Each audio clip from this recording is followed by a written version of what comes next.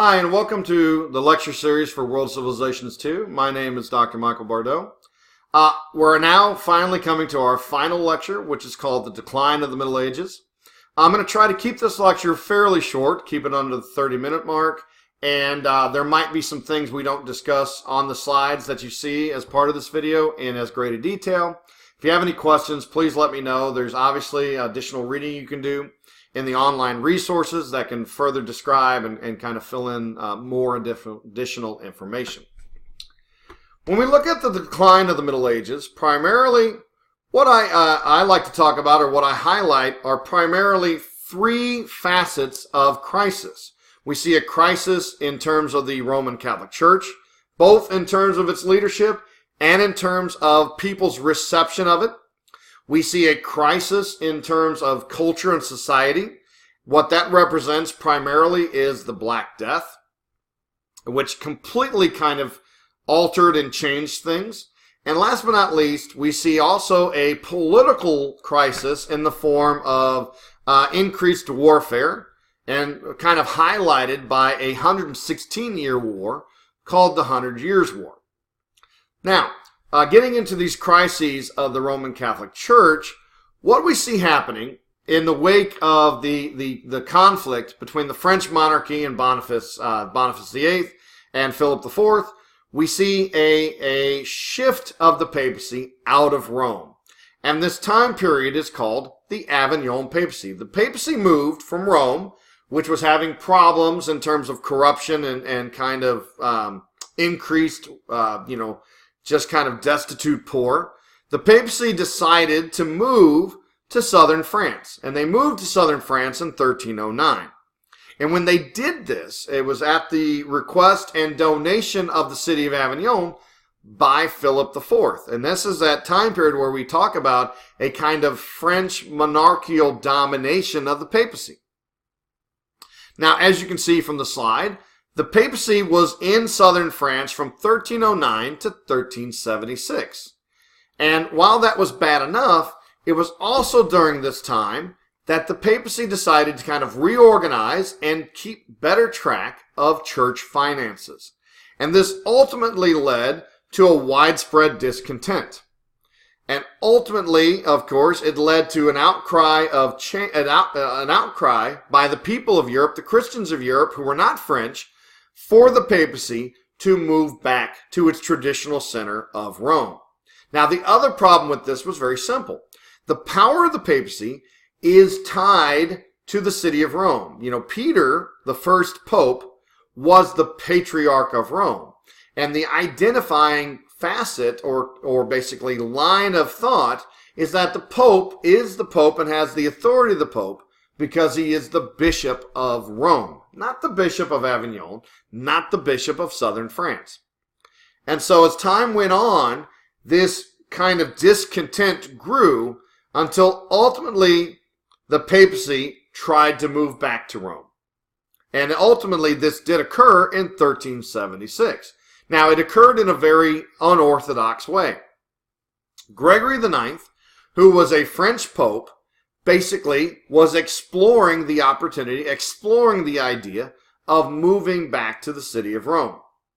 When he died in 1376 in the city of Rome, the cardinals that were with him, the College of Cardinals, met in the city of Rome to elect a new pope.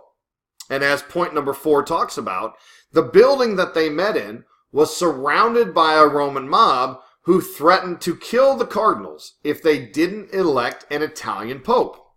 And as a result, the cardinals basically elected a Roman pope. They elected a guy who took the papal name Urban VI. However, from 1376 until 1378, the 2 years of Urban VI's papal reign were extremely fraught with problems and with kind of unrest on the part of the French cardinals. Urban VI had kind of targeted the French cardinals and the French contingent of the Roman Catholic Church in kind of retaliation for the Avignon papacy. And as a result, this growing kind of fight between the French cardinals and the Pope, Urban VI, ultimately led to the leaving of the French cardinals. They left Rome, moved back to Avignon, and then elected a new pope who was called Clement VI. And one might ask, well, how could they do this? And the argument by the French popes was that they really couldn't vote the way they wanted to vote in 1376 because of the pressure of the Roman mob. And what this Avignon papacy and the aftermath actually created is an event we call the Great Schism. And what the Great Schism refers to is a time period of the Roman Catholic Church when there were two popes, one living in France, one living in Rome, in Italy, and they were both elected according to the papal election decree, which meant that everybody had a question. Who was the real pope? And as you might expect, when this occurred in 1378, the 100 Years' War was already going on, and different European countries supported different popes. And to make matters worse, the two popes excommunicated each other and excommunicated all of their followers, which in reality meant no one knew who was still in the Roman Catholic Church. Now, as time went on, some of these popes died, new popes were elected, but we have a time period from 1378 until 1417 where there were two separate popes fighting with each other, arguing with each other over the leadership of the Roman Catholic Church.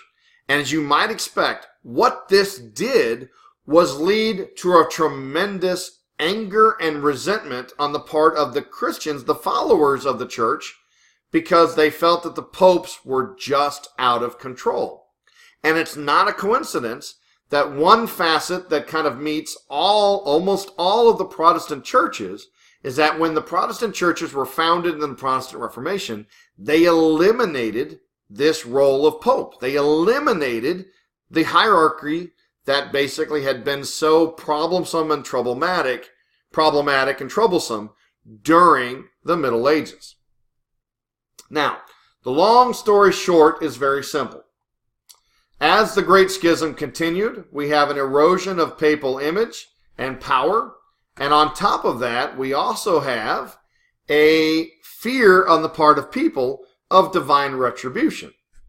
The Great Schism takes place about 30 years after the first outgrowth of the Black Death, which basically resulted in the death of about 35 million people. And because people didn't have an understanding of medicine and disease and all that, everyone thought that the Black Death was an example of God's wrath, the Christian God's wrath. And the idea that was building during the Great Schism was that people were fearing that the plague would happen again, that God would do something to punish the people of Europe because of the actions of the Roman Catholic Church. Now, long story short, eventually the church got this sorted out and got this settled by 1418. But the problems and the seeds that this event, the Great Schism, had sown were not gone. They would only grow as new Christian thinkers argued for changes of Christianity. They argued for the creation of new churches. John Wycliffe, Jan Hus are two of them. They argued for these changes to take place to limit or to eliminate the power of the papacy. And so, excuse me. And so what we have is the Avignon papacy and the Avignon papacy and the Great Schism are going to lead to a crisis of faith that was one of the foundational pillars, if you will, of medieval society. That idea of politics, religion, and culture being merged, we now have an attack, or we have a collapse, if you will, of one of those pillars or one of those legs of medieval society. Now, on top of that, of course, we've mentioned it before, we'll talk about it again, we have this event we call the Black Death, or the outgrowth of bubonic plague. As a little bit of background to the bubonic plague, it had been around for more than 1,000 years. It had broken out at different points in times in different parts of the world. In the 500s, it was called the Plague of Justinian. In the 1300s, it was called the Plague of Genghis Khan. And it hit Europe through this increased trade. It hit Europe in the 1340s, specifically 1347 to 1351, which was the first outbreak of the plague. Now, what is bubonic plague, you might ask? Bubonic plague is a bacteria that basically grows in the stomach of fleas. And these fleas happen to live on a particular type of rat called the black rat. And what happened is the black rats are not afraid of water like most rodents are, and the black rats would very easily get onto ships and then be transported to new parts of the world through the trade networks. And when they got transported to new parts of the world, some of these rats had fleas that brought this new bacteria with them. And what would happen over time is these fleas would get off the rats and they would actually jump on humans and bite the humans. And through, this is kind of disgusting to say, but through a backwash of the blood that they were drinking from humans, that bacteria would get into the bloodstream of humans and it would grow and populate their bloodstream and become bubonic plague. Now, over time, through all of those different reproductions and multiplications of the bacteria would ultimately continue to evolve. It would basically mutate into an airborne form of the bubonic bacteria. The bubonic bacteria could then travel through the air of someone coughing or sneezing, and then it would spread even greater in terms of its ability to spread would be even greater. We call that pneumonic bubonic plague. And so, when we talk about bubonic plague, what are the effects? Well, it arrived in Europe in 1347, and basically in 4 years, it killed approximately 35 million people. We don't really know exactly how many people were in Europe at the time, but we estimate this loss of life to be between 1/3 and 1/2 of the entire population of Europe. In fact, sometimes in a village, when bubonic plague hit, it might kill everybody in the village.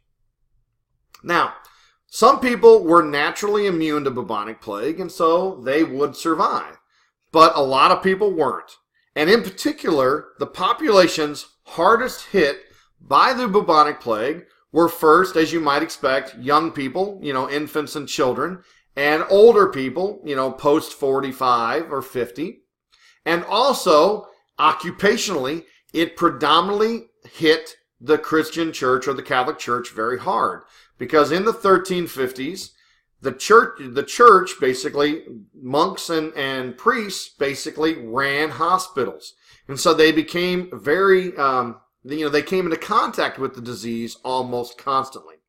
If you were a priest that didn't work in the hospital, you would still have a very great chance of coming into contact with bubonic plague because of the administration of what was called last rites. And so a lot of the people that died in terms of the bubonic plague, a lot of people of that 35 million were the priests that were actively doing their job. And so that kind of leads us to what are the short-term effects? Well, first and foremost, with the death of so many people in such a short period of time, people began to panic and they began to expect that they might be dead in the next 6 months to a year. And because of that, we have what are called rising expectations. Psychologists have argued that basically when people get the news that they're going to possibly die in less than a year, there are one of two reactions that are very common. People either A, stop focusing on their jobs and their lives and start preparing for the afterlife in terms of becoming, spiritually sound. Or conversely, people stop focusing on their everyday lives and try to get the most out of life by partying and kind of going wild. And either one of those reactions has a very destabilizing effect upon society. Not to mention the fact that, of course, people were getting scared. We had the Avignon Papacy, and we have the later Great Schism, and people are worried that the Roman Catholic Church cannot get them to the next aspect of their afterlife. The Roman Catholic Church cannot get them to heaven which is a very serious concern now that there is the Black Death. And last but not least, short-term effects is a massive loss of clergy. And what that means is that what the Black Death primarily targeted were active clergy doing their job. Those clergy that were corrupt or didn't do their job, they, in a lot of cases, would survive. And the problem with that is pretty simple. What we see happening then is we see a great massive generation of good clergy die, and what's left behind is a generation of bad clergy.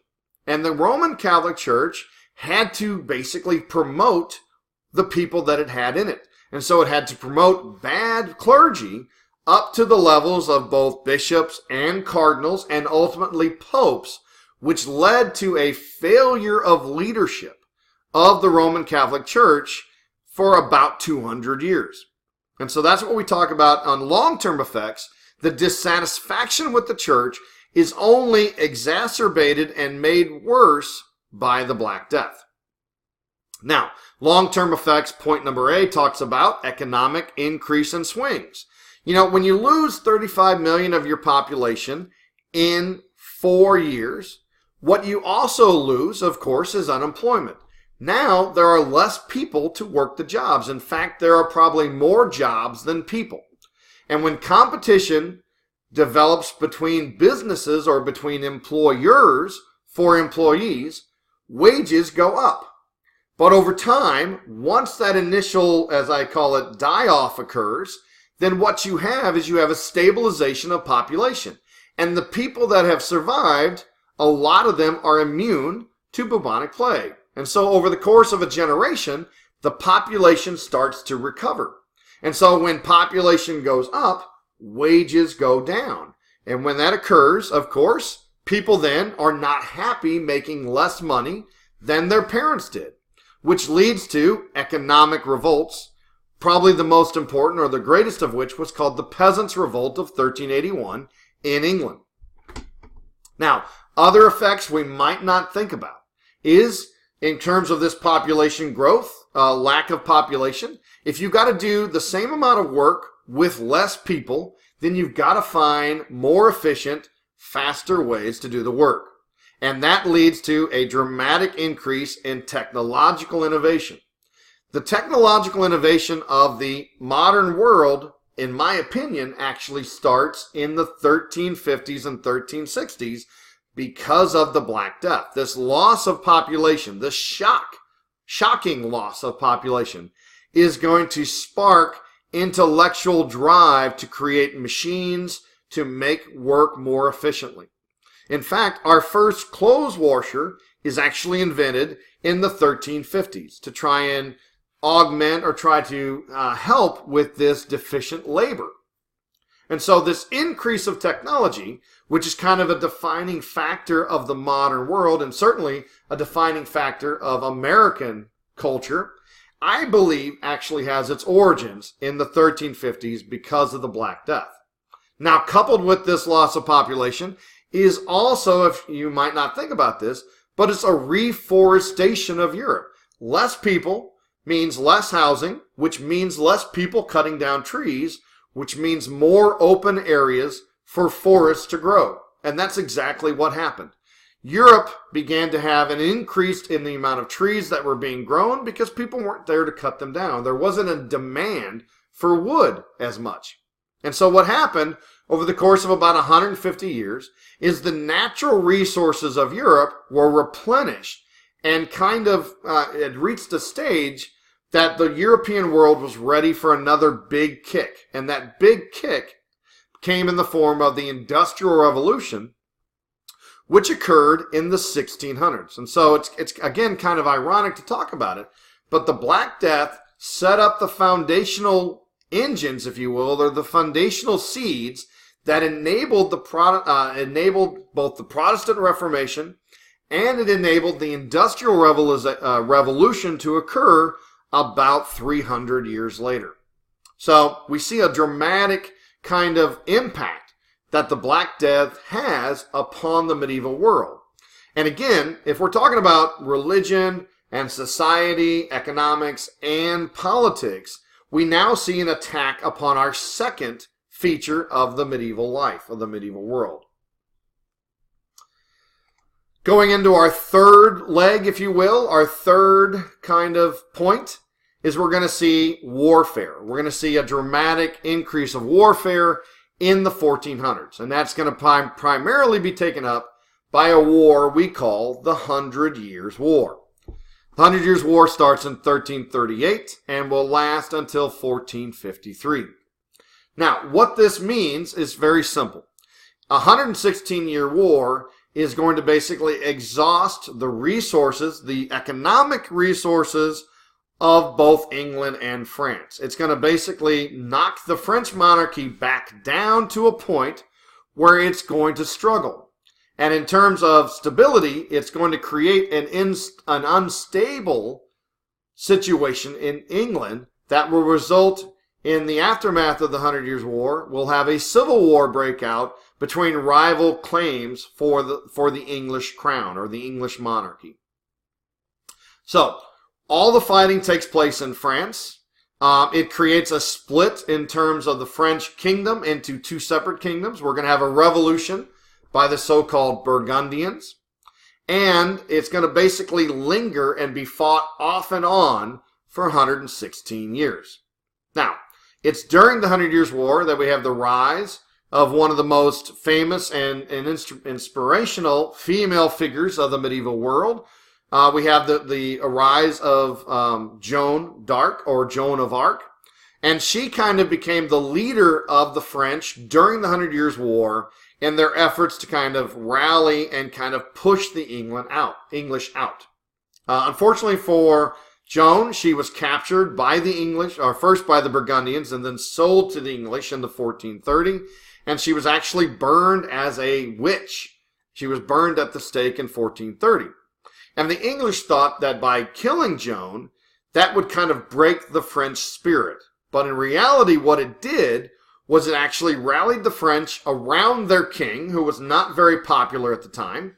It rallied the Burgundians back into an alliance and back into the French monarchy. And basically, it unified France in the 1430s and enabled the French. It still took time. It took over 20 years, but enabled the French to basically win. At the long and the short, the simplistic view of the 100 Years' War is very simple. The English basically had superior technology, first in the form of the longbow and second in the form of gunpowder. But despite their superiority in terms of their military technology, the English could never really win the 100 Years' War. And the reason for that is pretty simple. You know, you have an English army that would arrive in France every year or every other year and fight and conquer territory. But here's the deal. Eventually they had to go home. And the English didn't have enough population to occupy both England and to occupy the land they conquered in France. And so what we have is a constant back and forth where the English would come and conquer and kill people, and then ultimately go back home.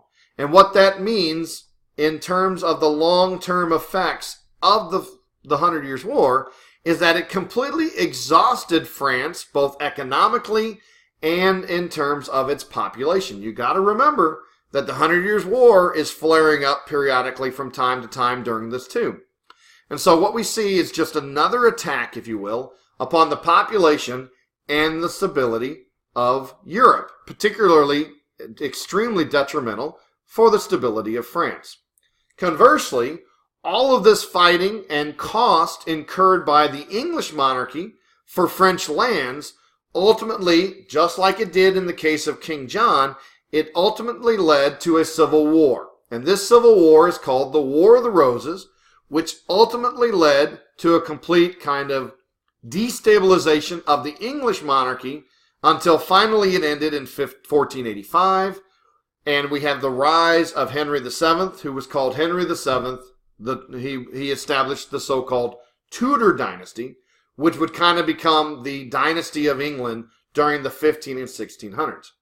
So what we have is we have two wars that are going to basically destabilize the two most stable political countries in Europe, France and England.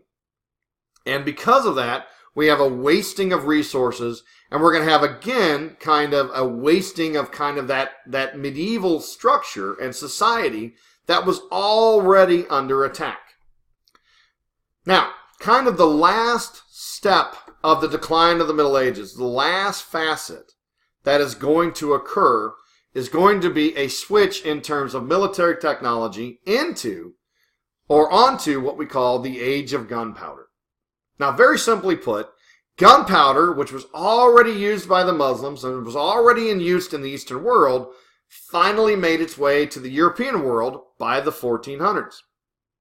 Now, what gunpowder meant, however, was that it pretty much made the knight the cornerstone of military experience and the cornerstone of medieval society. It made the knight obsolete. And what it did was, once you had the creation of guns, anybody could shoot a gun. And so what happened is it enabled the creation of a cheaper army that could be paid instead of the exchange of land and power for military service. You could now pay people. And it also opened up the door for middle-class people and the poor to actually engage in warfare again.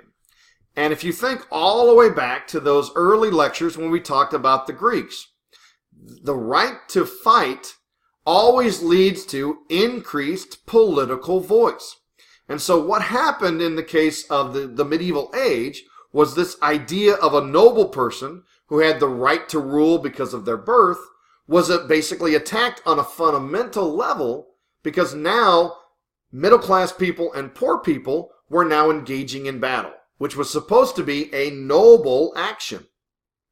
And so what we have is, with the introduction of the middle class and the poor, we have a political breakdown of the ideals that underscored feudalism and underscored the Middle Ages. Now, because guns are more deadlier than weapons, than swords, casualty rates began to soar, and the modern era was born in terms of having a large army with large casualties in warfare. And that's what we talk about in terms of the parallel developments. You know, the other aspect that we talked about in terms of medieval society was this kind of idea of the use of castles. Well, unfortunately, castle walls cannot stand up to cannonballs. And I'll give you an example. You know, the city of Constantinople had repelled every attack for over 1,000 years. Its walls were practically impenetrable. However, a city like Constantinople that had withstood every attack for over 1,000 years fell in a few weeks to gunpowder weapons. And we'll talk a little bit more about that and give you a little more details and information on the last slide of this lecture. So, the vulnerability of masonry structures made castles obsolete. An increase in army size basically made knights obsolete. And in terms of naval battles, for the first time in over 1,000 years, naval battles became important again, because now, instead of ramming your ships with each other, now you could use cannons to blow holes in ships, which revolutionized naval warfare. And for the first time in a very long time, naval activity, naval battles, the funding of a navy became a primary focus of governments. And what did this all mean? Well, getting back to those kind of trends and seeds we talked about in the High Middle Ages, what the use of gunpowder really did was it dramatically increased the amount of power a state could have in the face of other traditional forms of support. The use of an army and the use of a deadly army, a very large army, now meant that the states could begin that march towards ultimate power that we see in the modern era. Just to kind of finish things up, I'm running out of time here. You know, in terms of world history, we see the rise of the Mongol dynasty in the 12 and 1300s, another catalyst for change. Let me move this if I can.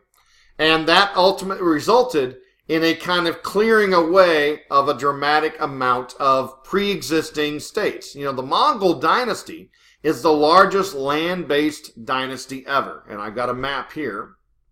it basically ruled all of Central Asia. It extended from Korea all the way to Eastern Europe. And it basically set the stage for the rise of new world dynasties, world history dynasties. These dynasties were, in fact, part of the Mongol dynasties that broke up after the 1200s. We have the rise of the Ming dynasty in China. And we also have the rise of our next people we're going to talk about, who are called the Ottoman Turks.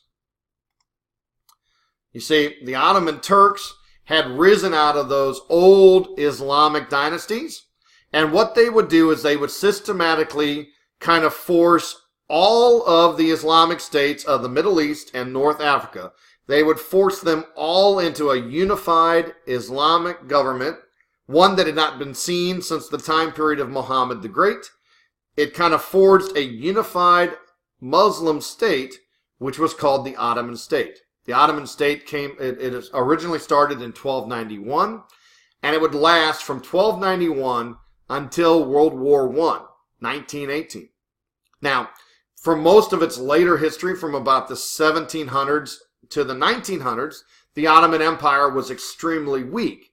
But from basically the 1400s to the 1600s, the Ottoman Empire was intellectually and technologically the most advanced government in the world. And to kind of bookend our class, the Ottoman Empire was ultimately able to conquer the city of Constantinople. The city of Constantinople was conquered in 1453. That was the final end, if you will, of the Roman Empire in all of its parts. And the Ottomans themselves moved their capital then to Constantinople and created what we call basically the city of Istanbul. And it became kind of the focal point of the Ottoman Turks for about 100 years. And as we see there as the last kind of thing on the slide, the reign of Suleiman the Great from 1520 to 1566 kind of represents the golden age of intellectualism and technological innovation of the Ottoman Empire. And it's through the Ottoman Empire that, in fact, the European states actually became acquainted with gunpowder, which was a major catalyst and reason for change. Now, that kind of, that's our last slide of this lecture. This is our last lecture of the class. In terms of, that's particularly just about the Middle Ages. I've added some lectures. I've added a lecture on the Protestant Reformation, which takes place kind of at a weird time for this class. It's at the end of this class and the beginning of World Civ 2. I've given you a filmed lecture on it that I use in World Civ 2, and that's why you have it. It's kind of a topic that straddles the end and the beginning of both classes. Conversely, or in the similar kind of idea, I've got the Age of Discovery and the New World also listed in this section, because once again, those two topics kind of straddle both classes. 1492 is the foundation of European discovery of the New World in a very concerted and very dramatic kind of way. And so that's going to be another key that's going to usher in a passing away of the old world, the ancient world and the medieval world, and a march towards what we call the modern world. Now, I've given you those lectures. I've given you a lecture on the Protestant Reformation and the Age of Discovery as kind of a transition. The decline of the Middle Ages is going to be our last great topic in this class, and kind of makes a nice bookend with the failure, the fall of the last piece of the Roman Empire in 1453, kind of representing the end of the Middle Ages. And so from 1453 until 1600, you have a transition period that we call the Renaissance and Reformation period. It's also called the early modern period. And so that's our time period of great change and transition from what was old to what is modern. Okay, I hope that's been clear. I hope that these lectures have been helpful. I hope that you found them enjoyable as much as you can. And I thank you for taking the time to listen to them. And again, if you have any questions about this lecture or any previous lectures, please let me know. Thank you again for the opportunity and for the chance to provide these lectures. I hope you've enjoyed them. and I look forward to seeing you in the future. Thank you.